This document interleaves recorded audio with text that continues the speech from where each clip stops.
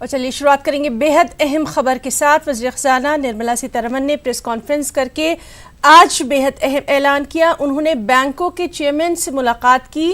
PNB, United bank और OBC के इंजमाम का उन्होंने ऐलान किया है। इस ज़िम्न में union bank, Andhra bank, Canara bank, syndicate bank, Indian bank, Allahabad bank और कॉरपोरेशन बैंक का भी इंजमाम होना है।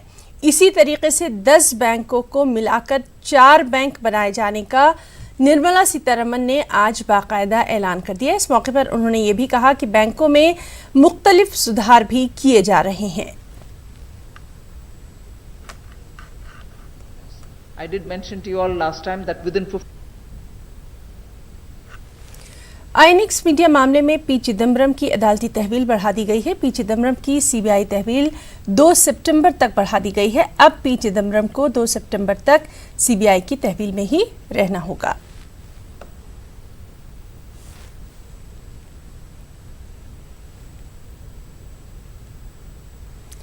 वज़ीर-ए-आज़म नरेंद्र मोदी ने आज दिल्ली के विज्ञान भवन में योगा अवार्ड तकसीम किए। ये अवार्ड वज़ीर-ए-आज़म ने उन लोगों को पेश किए जिन्होंने योग को बढ़ावा देने में, फ़रोग़ देने में अपना अहम किरदार अदा किया है। इस मौके पर वज़ीर-ए-आज़म ने खिताब करते हुए तमाम अवार्ड याफ्तगान को अपनी मुबारकबाद भी पेश की। इस मौके पर वज़ीर-ए-आज़म ने 12 आयुष मेमोरियल टिकट भी जारी किए। उन्होंने 10 आयुष सेहत और फलाही मराकज़ की शुरुआत की। वाज़ेह है कि वज़ीर-ए-आज़म नरेंद्र मोदी ने योगा अवार्ड का ऐलान रांची में ही इंटरनेशनल योगा दिवस के मौके पर किया था।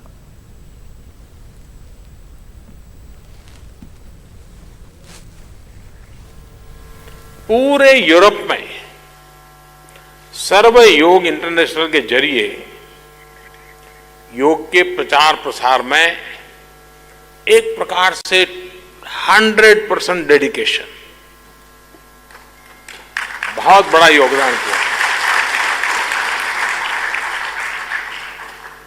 इसी तरह जापान योग निकेतन के पूरे जापान में हजारों योग केंद्र हैं और ये संस्था भी करीब करीब 40 साल से जापान को योग से निरोग रखने का महान काम कर रही है।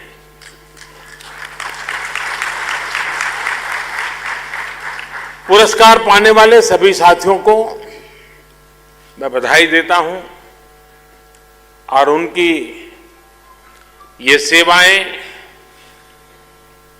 उनका ये मिशन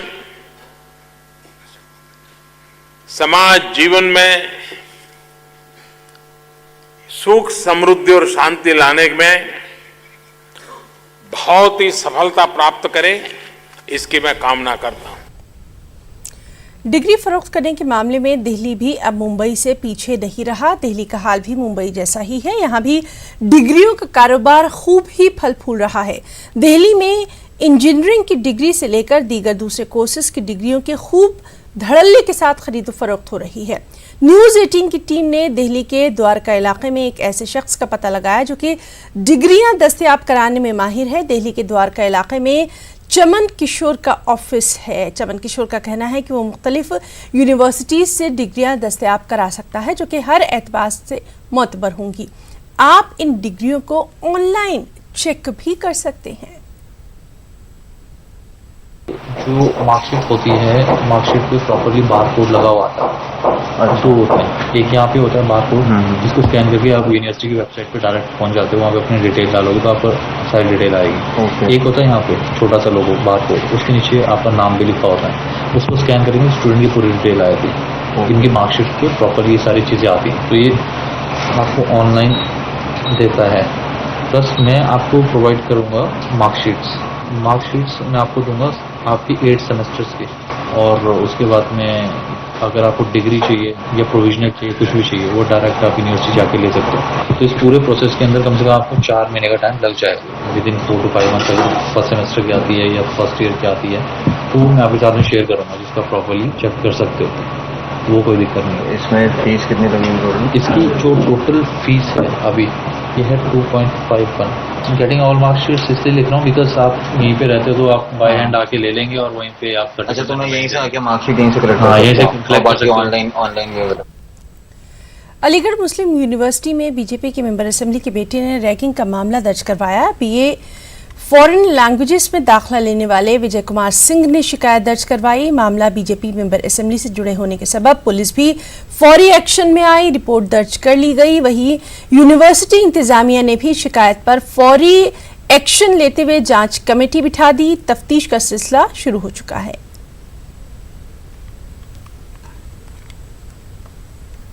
आते हैं और जितने भी स्टूडेंट्स वहाँ बैठे होते हैं सबसे एक एक करके खड़ा करते हैं, खड़े होते हैं तो फिर कहते हैं बैठिए, अपना नाम बताइए, कहाँ से आए हो, चलिए बाहर चलिए, फिर अंदर आइए।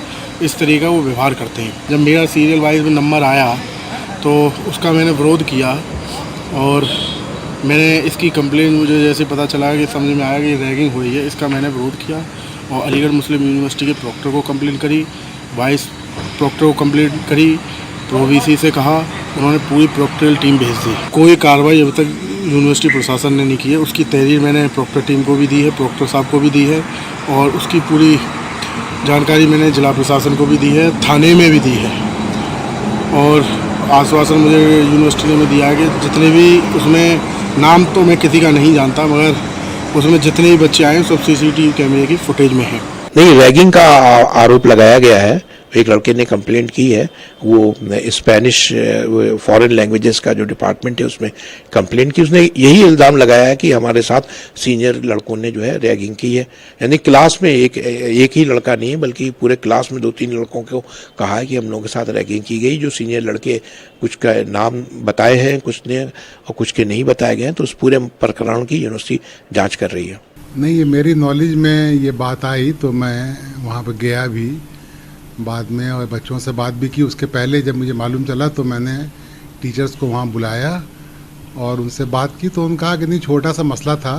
फर्स्ट ईयर और सेकेंड ईयर बीए के बच्चे आपस में, सेकेंड ईयर के बच्चे एक दूसरे से जानना चाह रहे थे कि नए बच्चे जो आए हैं, तो अनफॉर्चुनेटली उसको ऐसा लगा कि जैसे कोई वो रैगिंग हो रही हो, हैरासमेंट हो। इसकी हमें कोई रिपोर्ट नहीं मिली। बाद में हमें एक रिपोर्ट ये मिली कि एक बच्चा सागर है सेकेंड ईयर का, उसने एक अजय बच्चा है फर्स्ट ईयर में, उसका एडमिशन हुआ है, उससे वो मालूम करना चाह रहा था किस क्लास में है। तो उसने कहा तुम जान के क्या करोगे।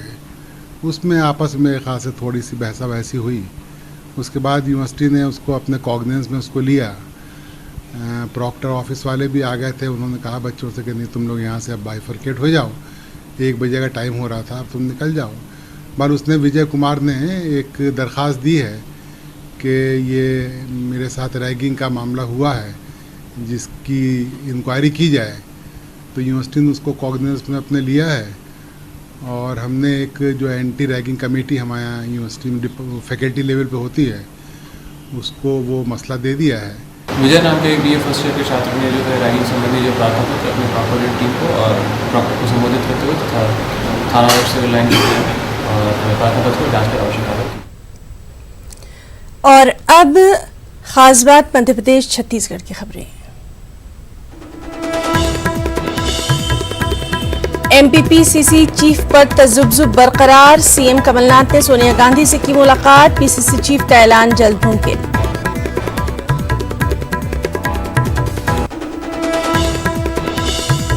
मध्य प्रदेश हुकूमत का बड़ा फैसला, हुकूमत ने रिटायरमेंट की बढ़ाई उम्र, 62 साल होगी रिटायरमेंट की उम्र। दंतेवाड़ा ज़िमनी इंतखाब की तैयारियां शुरू, बीएसपी ने अपने उम्मीदवार का किया ऐलान, बीएसपी ने अपने रियासती सदर को बनाया उम्मीदवार।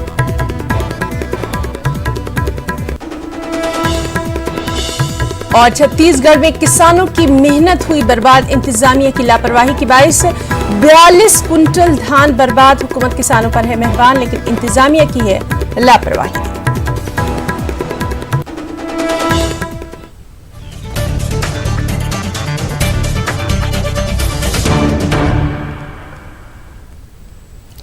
मध्य प्रदेश में पीसीसी चीफ नाम के ऐलान पर तजुब्जुब बरकरार है। आज वज़ीर आला कमलनाथ ने दिल्ली में सोनिया गांधी से इस सिलसिले में मुलाकात की है। इस मुलाकात में पीसीसी चीफ के नाम पर गौर खौस किया गया। उम्मीद की जा रही है कि जल्द ही नाम का ऐलान कर दिया जाएगा। इस दौरान कुछ इख्तिलाफात की भी खबरें सामने आ रही हैं। सोनिया गांधी जी से विभिन्न विषयों पर बात हुई है। मध्य प्रदेश के संगठन पर बात हुई और मैं महामंत्री रहा हुआ हूँ कांग्रेस का बहुत साल, तो अन्य प्रदेशों की भी बात हुई। फिर से चर्चा करेंगे, ये चर्चा चलती रहेगी। सर, प्रदेश अध्यक्ष को मध्य प्रदेश के लेकर कोई बातचीत हुई है? लगातार कहा जा रहा था कि प्रदेश अध्यक्ष बदलना है, दीपक बावरिया। मैं तो 6 महीने से लगा हूँ कि नया अध्यक्ष बनाया जाए। मैंने दोहराई है बात कि नया अध्यक्ष बनाया जाए, क्योंकि मैं मुख्यमंत्री जब बना मैंने उसी समय कहा था कि मध्य प्रदेश में एक नया अध्यक्ष बनाना चाहिए, पर क्योंकि लोकसभा का चुनाव था मुझे कहा गया था कि मुझे कंटिन्यू करना चाहिए। उसके बाद लोकसभा चुनाव के बाद मैंने फिर से कहा था कि नया अध्यक्ष बनाई जाए। मैंने ये बात आज दोहराई है। सर, ज्योतिरादित्य सिंधिया को लेकर बातचीत चल रही है कि वो नाराज है। उन्होंने अल्टीमेटम दिया कि अगर मुझे प्रदेश अध्यक्ष नहीं बनाया मैं नहीं मानता, मैं भाजपा ज्वाइन। मैं ये बात नहीं मानता, क्योंकि मैं नहीं सोचता वो किसी तरह नाराज है। और मध्य प्रदेश हुकूमत ने एक बड़ा फैसला लिया है जो कि काफी अहम माना जा रहा है। हुकूमत ने रिटायरमेंट की उम्र की हद बढ़ा दी है। अब रिटायरमेंट की उम्र 62 साल होगी। हुकूमत के इस फैसले का फायदा 16,000 मुलाजमीन को मिलेगा। इसका फायदा यौमिया तनख्वाह हासिल करने वाले मुलाजमीन को भी मिलेगा।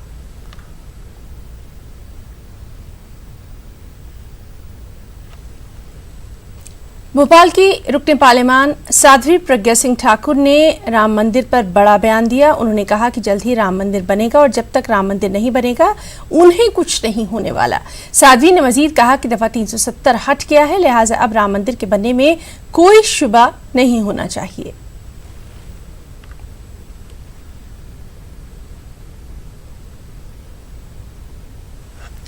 शहीद हेमंत करकर के खिलाफ बेतुका बयान देने पर हुई सरजनिश का शायद साध्वी प्रज्ञा सिंह ठाकुर पर कोई असर हुआ ही नहीं। उनके बेतुके बयानात देने का सिलसिला लगातार जारी है। पिछले दिनों सुषमा स्वराज, बाबूलाल गौर और अरुण जेटली की मौत के हवाले से भी साध्वी ने बेतुका बयान दिया था। साध्वी ने कहा था कि अपोजिशन काला जादू कर रहा है, जिसकी वजह से एक के बाद एक पार्टी के बड़े लीडर दुनिया छोड़ रहे हैं। पार्टी आलाकमान ने उनके इस बयान का सख्त नोट लिया। आला क़यादत ने साध्वी को आइंदा इस तरह के बेतुके बयान से परहेज करने को कहा है।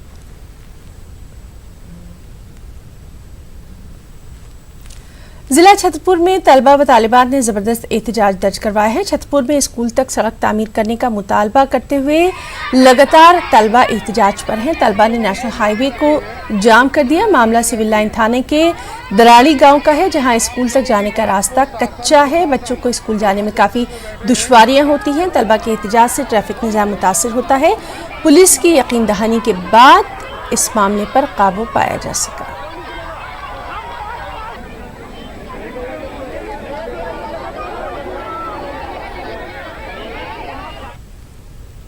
और वहीं गुना में एक सड़क हादसा पेश आया। एक मुसाफिर बस और डिपर के दरमियान जबरदस्त टक्कर हुई। इसमें 7 अफराद जख्मी हुए। टक्कर के बाद दोनों गाड़ियां पलट गई। बताया जाता है कि मुसाफिर बस बगैर नंबर के चलाई जा रही थी। वाज़ेह रहे कि सिटी कोतवाली इलाके के हड्डी मिल में यह हादसा पेश आया।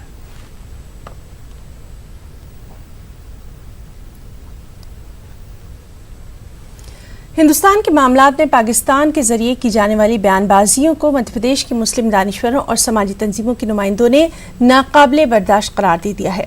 दानिश्वरों का कहना है कि हिंदुस्तान का मुसलमान अपने मुल्क के साथ हमेशा से ही मजबूती के साथ खड़ा रहा है और अगर हमसाया मुल्क ने अंदरूनी मामलात में मदाखलत की तो मुल्क के मुसलमान उसका मुंह तोड़ जवाब देंगे। पाकिस्तान की जानिब से हिंदुस्तान के मामले में मदाखलत को लेकर जब हमारे नुमाइंदे मुस्लिम दानिश्वरों और समाजी तंजीमों के नुमाइंदों से उन्होंने बात की तो क्या कुछ कहा गया है, आइए आपको दिखाते हैं। हिंदुस्तान के मुसलमानों को हमेशा से हिंदुस्तानी होने पर फख्र रहा है और हमेशा वो अपनी सरकार के साथ रहे हैं और आइंदा भी रहेंगे। और अगर मुल्क के ऊपर कभी भी कोई आंच आती है तो हिंदुस्तान का हर नागरिक, उसमें मुसलमान, ईसाई और हिंदू शेख सभी शामिल हैं, वो हमेशा देश की सरकार के साथ रहेंगे और जो सरकार फैसला करेगी वो उसकी बात मानेंगे और समर्थन करेंगे पूरी तरह से। हम हमेशा से जवाब देते चले आए हैं और ये तो हमारा मुल्क है, हम तो हमारे आइन के साथ हैं, हमारे मुल्क के आइन के साथ। इसमें किसी को बोलने की या किसी से डरने की या घबराने की ज़रूरत नहीं। आज तक मुंह तोड़ जवाब दिया है, अब भी देंगे। अगर कोई आता है तो उसमें घबराने की या फिक्र करने की क्या बात है। हम तो अपना आइन लेके चल रहे हैं, क्यों हम किसी से डरें। हम आइंदा भी देखते हैं कि क्या होता है। अच्छा है, हम तो सब हमारे बड़े सुकून से रह रहे हैं, कोई परेशानी नहीं है। प्रोपेगेंडा हमेशा होता रहा है, कोई नया नहीं है। वो अपने मामला को देखें। हम लोग यहाँ खुश हैं, हमें एक संविधान मिला हुआ है जिसके तहत हम आज़ादी से सांस ले रहे हैं। ऐसा कुछ नहीं है यहाँ पे। ये प्रोपेगेंडा दुश्मनों का है, पाकिस्तान का है, या इस तरह के जो उनके समर्थक लोग हैं उनका है। हमारे यहाँ इस तरह का कुछ नहीं है। अगर कहीं कुछ मनमुटाव होता है तो हम आपस में भाई भाई की तरह तय कर लेते हैं। उसके लिए कोई हमें सरहदों के पार नहीं देखना है। ये हमारा मुल्क है, बाई बर्थ है, पुश्तों से है और रहेगा इंशाल्लाह।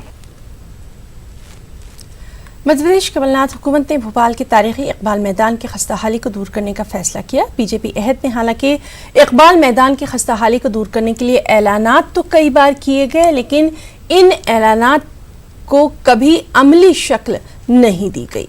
खास रिपोर्ट।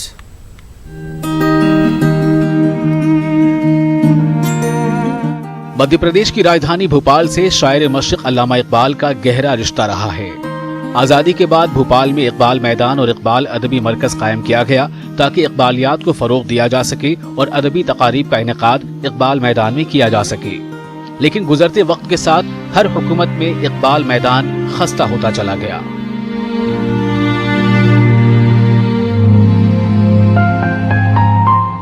ये पूरी तरह बदहाल हो चुका है।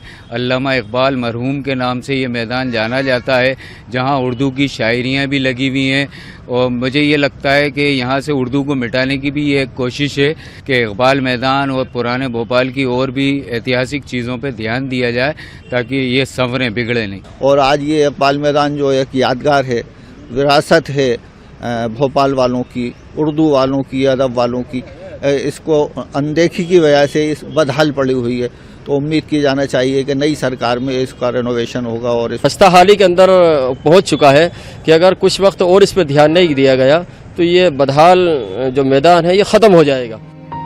न्यूज़ 18 उर्दू की खबर के बाद स्मार्ट सिटी प्रोग्राम के तहत महल्लात शाही की इमारतों की तज़ीनकारी का प्रोजेक्ट तो तैयार किया गया, लेकिन इसमें इकबाल मैदान को शामिल नहीं किया गया। अब भोपाल के रुकन असेंबली आरिफ अकील ने इकबाल मैदान की दोबारा तज़ीनकारी की यकीन दहानी कराई है। यकीनन इकबाल मैदान बनाया था, इकबाल लाइब्रेरी बनाई थी और ये अपने हिसाब में अच्छा मैदान था जिसको देख के कुछ लोगों ने और इसमें काम करने की कोशिश की लेकिन कर नहीं पाए। इकबाल मैदान में जो ज़रूरत होगी वो ज़रूरत को उसको पूरा बनाने में, संवारने में जितने भी राशि लगेगी उसमें कोई कमी नहीं आएगी, उसको पूरा करेंगे। जिस तरह से आरिफ अकील ने संजीदगी दिखाई है, अगर इसके मुताबिक काम किया जाता है तो इससे न सिर्फ इकबाल मैदान की तारीखी अजमत वापस आएगी बल्कि इकबाल मैदान में आने वालों को भी खुशी होगी। न्यूज़ 18 उर्दू के लिए भोपाल से मेहताब आलम की रिपोर्ट।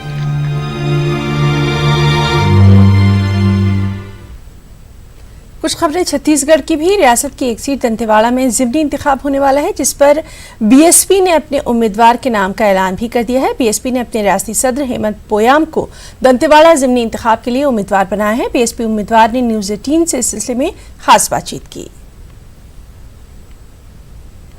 दंतेवाड़ा उपचुनाव की बिसात बिछ चुकी है। बहुजन समाज पार्टी ने अपने प्रत्याशी की घोषणा कर दी है और प्रत्याशी बहुजन समाज पार्टी ने प्रदेश अध्यक्ष हेमंत पोयाम को बनाया है। हमारे साथ में हेमंत पोयाम है। हेमंत जी, जिस तरह से बहुजन समाज पार्टी में ने आप पे भरोसा जताया है, किस तरह चुनौतियां रहेंगी दंतेवाड़ा उपचुनाव में? देखिए, 28 तारीख को माननीय बहन जी के यहाँ लखनऊ में मीटिंग थी, प्रदेश के हम लोग भी गए थे, कमेटी के लोग। अब वहाँ माननीय बहन जी की इच्छा थी कि आप चुनाव लड़ें, तो उन्होंने मुझे प्रत्याशी बनाने की घोषणा की। और बहुजन समाज पार्टी हमेशा किसी भी चुनाव में अच्छे दमखम के साथ लड़ती है, चाहे परिणाम कुछ भी हो। तो अभी जो दंतेवाड़ा उपचुनाव की बात है, तो बहुजन समाज पार्टी ने, हमारी नेता माननीय बहन जी ने मुझ पर भरोसा जताया है तो हम लोग वहाँ दमखम के साथ चुनाव लड़ेंगे, अच्छी तरह से लड़ेंगे। क्या चुनावी मुद्दे रहेंगे आपके? आप बस्तर से आप भी आते हैं। देखिए, मैं बस्तर का रहने वाला हूँ। वहाँ आज बस्तरिया, जो मूल बस्तरिया आदिवासी समाज है, वो बहुत ही दयनीय स्थिति में है। आज कहने को तो बैलाडीला और किरंदुल, बचेली, दंतेवाड़ा विधानसभा औद्योगिक क्षेत्र है, वहाँ करोड़ों का खनिज उत्खनन हो रहा है सालों से, लेकिन जो मूल बस्तरी आदिवासी, जो मूल निवासी है, वहाँ के रहने वाला है, जिन्होंने इस खनिज को उत्खनन के लिए, हर चीज़ के लिए अपनी ज़मीन तक दे दी है, आज तक उसको कुछ फ़ायदा नहीं हुआ है। आपके सामने जो आपके प्रतिद्वंदी हैं, देवती कर्मा या उनके परिवार, कर्मा परिवार, क्या अन्य जो कांग्रेस, बीजेपी और इस बार जो कि कांग्रेस भी चुनाव लड़ रही है, तो इन राजनीतिक पार्टियों के बीच में आप अपने को कैसे वहाँ पर स्थापित कर पाएंगे? देखिए, बहुजन समाज पार्टी को बनाने वाले मानवर साहब कांसीराम जी ने जो इस देश के अंदर में अपने वोटर को, मतदाता को अपने वोट के अधिकार के बारे में जो जानकारी देने का सिलसिला शुरू किया, तब से लोग अपने वोट के अधिकार के बारे में जानकारी उनको मिलने लगी, उनका वोट का कीमत क्या है। दंतेवाड़ा में क्योंकि काफ़ी सेंसिटिव इलाका है, वहाँ पर जिस तरह से भीमा मंडावी की हत्या हुई थी, तो सुरक्षा को लेकर किस तरह से आप मांग करेंगे कि सुरक्षा भी एक बड़ी वहाँ मुद्दा है? देखिए, अपने आदिवासी समाज के लोगों के बीच में जाने के लिए कोई बहुत ज़्यादा सुरक्षा की ज़रूरत तो नहीं है, लेकिन वहाँ पे जो भी प्रशासन के द्वारा इंतजाम होंगे उसका हम लोग फॉलो करते हुए अपना काम करेंगे। तो ये थे हेमंत पोयाम, जो दंतेवाड़ा उपचुनाव के प्रत्याशी बनाए गए हैं। अब देखना यह होगा किस तरह से वो ये चुनावी दंगल लड़ते हैं। कैमरा पर्सन धर्म साहू के साथ सुरेंद्र सिंह, छत्तीसगढ़, रायपुर। कांग्रेस के सीनियर लीडर पीएल पुनिया ने दंतेवाड़ा ज़िमनी इंतखाब के ताल्लुक से बयान दिया। उन्होंने कहा कि हमारी उम्मीदवार देवती कर्मा इस ज़िमनी इंतखाब में कामयाब होंगी। देखिए, वैसे 2 जगह उपचुनाव होने थे, एक तो दंतेवाड़ा और दूसरा चित्रकूट। और भारत सरकार, भाजपा की तरफ से हमेशा कहा गया 1 नेशन 1 इलेक्शन। वो बातें बात हैं, 2 उपचुनाव हैं, वो एक साथ नहीं करा रही है, ये तो कोरी बात है। जहाँ तक दंतेवाड़ा में आज हमारी राष्ट्रीय अध्यक्ष श्रीमती सोनिया गांधी जी ने जो प्रस्ताव आया था प्रदेश इलेक्शन कमेटी और सभी लोगों की आम राय से कि देवती कर्मा जी, श्रीमती देवती कर्मा जी, उनको कैंडिडेट बनाया जाए, उनका अनुमोदन राष्ट्रीय अध्यक्ष के द्वारा दे दिया गया है। और हमें एहसास है कि पिछली बार किन किन कारणों से देवती कर्मा जी कुछ वोटों से हार गई थी, लेकिन अब की बार ये होने वाला नहीं है। मजबूती के साथ में लड़ा जाएगा और अब की बार हर हालत में देवती कर्मा जी दंतेवाड़ा उपचुनाव में निर्वाचित घोषित होंगे। अखिल भारतीय कांग्रेस कमेटी ने पुनः देवती कर्मा पर विश्वास व्यक्त किया है और हमें पूरा विश्वास है बस दंतेवाड़ा की जनता देवती कर्मा को आशीर्वाद देंगी और हमारी पूरी शुभकामना उनके साथ। ये चुनौती तो है, ये लड़ाई हम बड़े मजबूती के साथ लड़ेंगे और जीतेंगे। इंतजामिया किसानों के धान को खरीदने के लिए पुरअज़्म है, लेकिन इंतजामिया की लापरवाही की वजह से किसानों के अनाज गोदामों में ही बर्बाद भी हो रही हैं। धान सही वक्त पर न निकाले जाने की वजह से धान सड़ने लगा है। खास रिपोर्ट।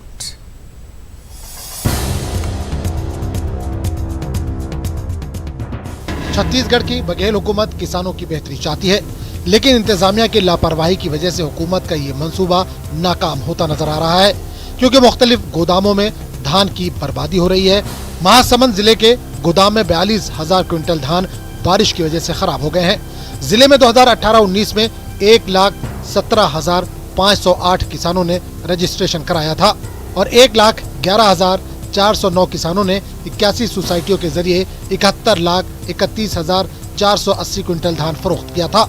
किसान इंतजामिया पर लापरवाही का इल्जाम लगा रहे हैं। इनका कहना है कि धान के रखरखाव पर तवज्जो नहीं दी गई। वो धान पानी में बारिश में भीगने के बाद में उसमें जरी आ गई है और टोटल नष्ट हो गया है।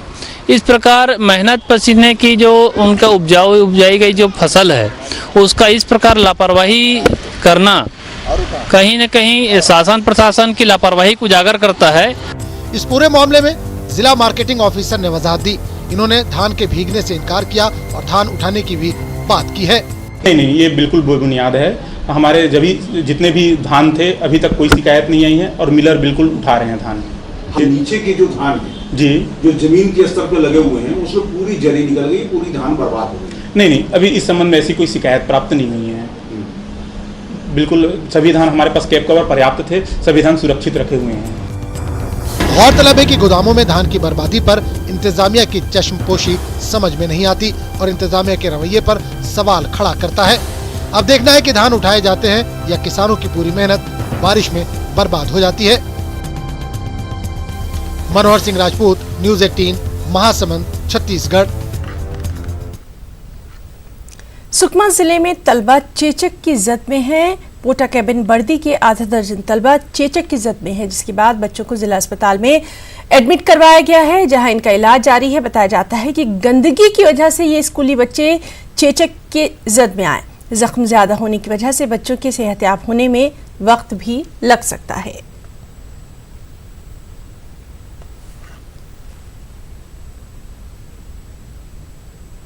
बुलेटिन में इतना ही। आदाब।